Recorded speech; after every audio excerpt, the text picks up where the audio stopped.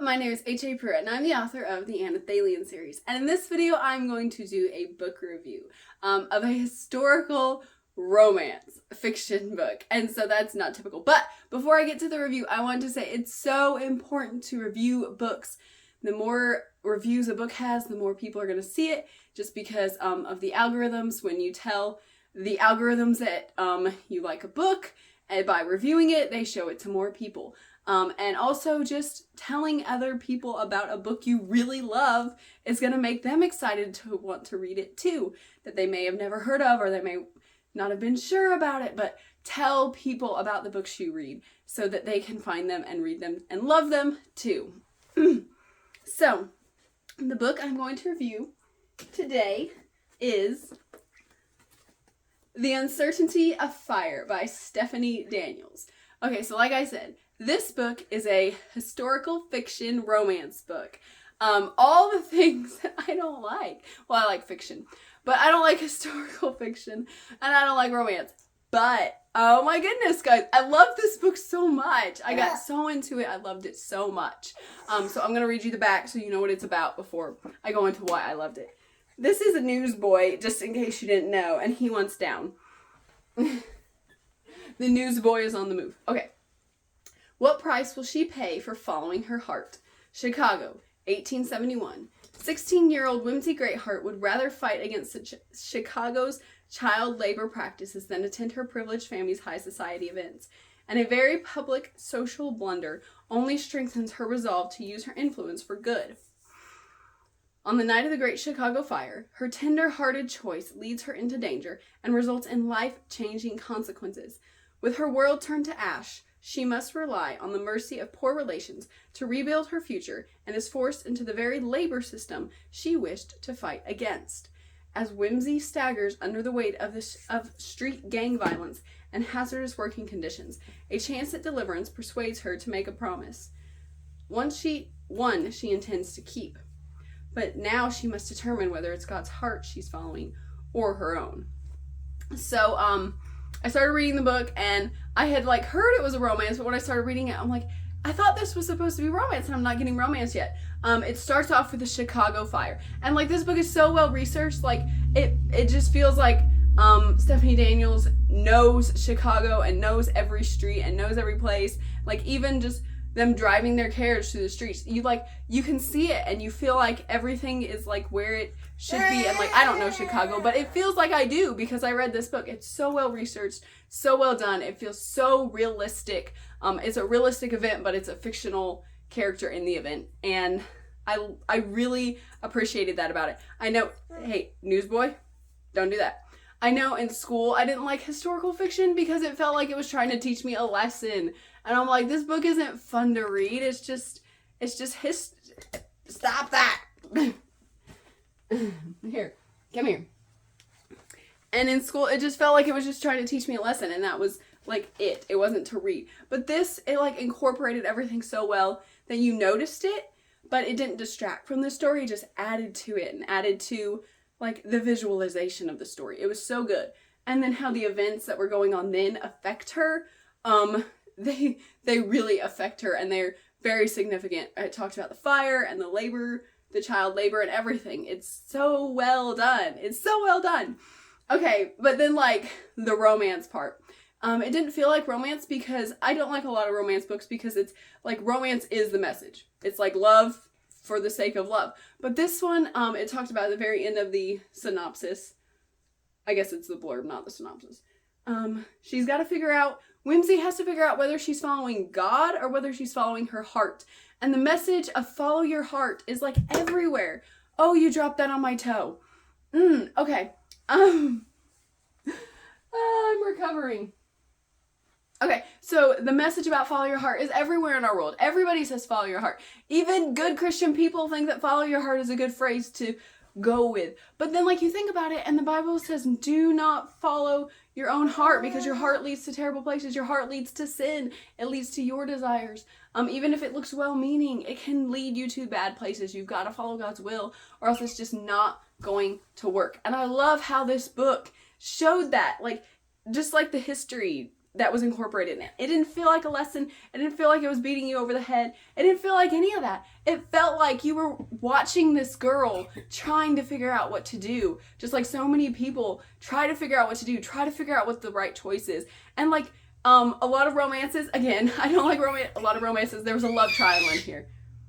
I don't like love triangles because there's always a good choice and there's always a bad choice, and the person who could choose either one is always like, well, I don't know who I'm gonna choose. Like, I could go with this person because they look great, and you're like, no, they're a jerk. But Whimsy had two choices that both looked good.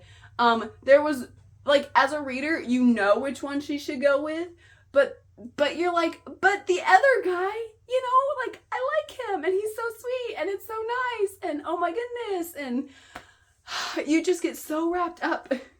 You just get so wrapped up into her choice that you are struggling with, like, what is the right choice? Like, Eldon, please stop moving the camera. You just get so wrapped up in, like, who should she choose? And I loved that about it. It didn't feel like this romance that she's just trying to, oh, who do I love? It's like, whoa! It was like, I've got to pick up the baby.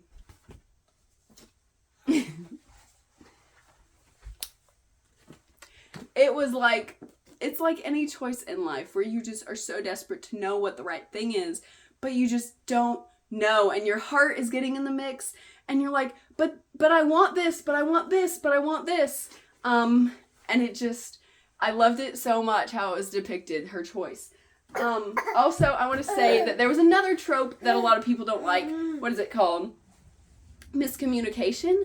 A lot of people say the trope of miscommunication in romance is so unrealistic. You would tell your whole heart to someone. And I'm like, no, you wouldn't. No, you wouldn't. There's a scenario in the book where one character writes a letter to another, or reads a letter to another, and they make them turn around because they're so scared about telling.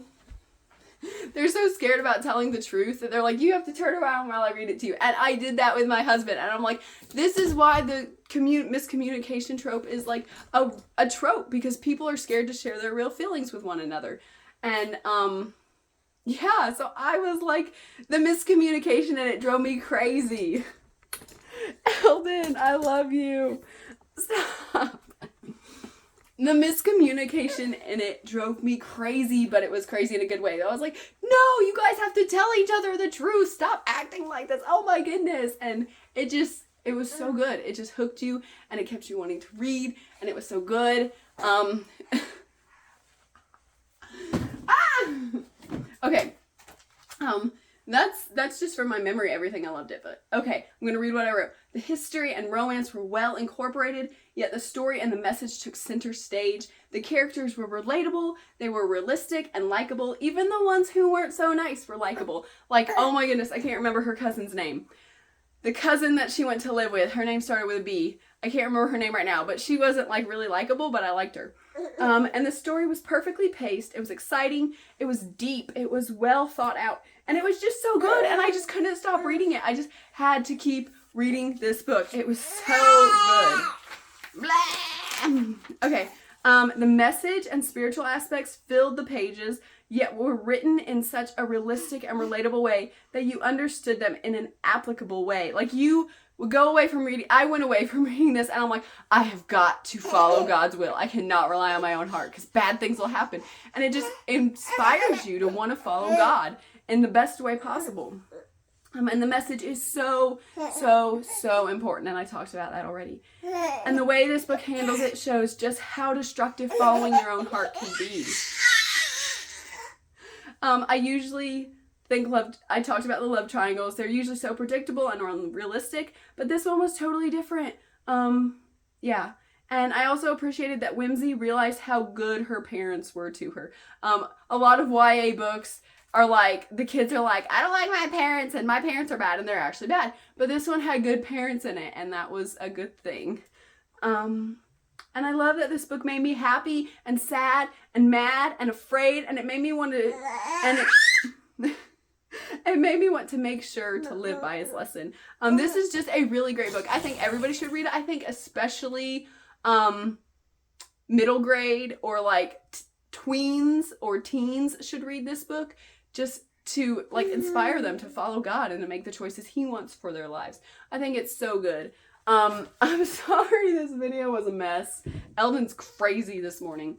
But this book is great. You can find it on Amazon. I think it's still on Kindle Vella, like use your little tokens and read it episode by episode, and it's all out so you don't have to wait. I bought the paperback because I like paperbacks, and I was glad I did because I didn't have to wait. I could just keep reading. So you can find it on Amazon, Kindle Vella, or in the book form. Follow Stephanie Daniels on Instagram. I'll try and put her handle up beside me. She is so great. She has inspiring posts, and she's very encouraging and a good friend too. So yeah, buy this book and read it. It's awesome. And if you read any book, please do review it. Thank you very much for watching. Bye! If you want to know more about Anna Thalian or HAPruitt, please follow me on Instagram at HAPruitt. You can find me on Amazon as an Amazon author, HAPruitt. Please watch my YouTube channel and all my cool videos on my channel, HAPruitt Anna Thalian. You can find me on the Facebook page, HAPruitt Anna Thalian. You can follow me on Goodreads by the name HAPruitt and the book Anna Thalian, or you can go to my website where so much cool stuff about Anna Thalian is. The website is HAPruitt.com.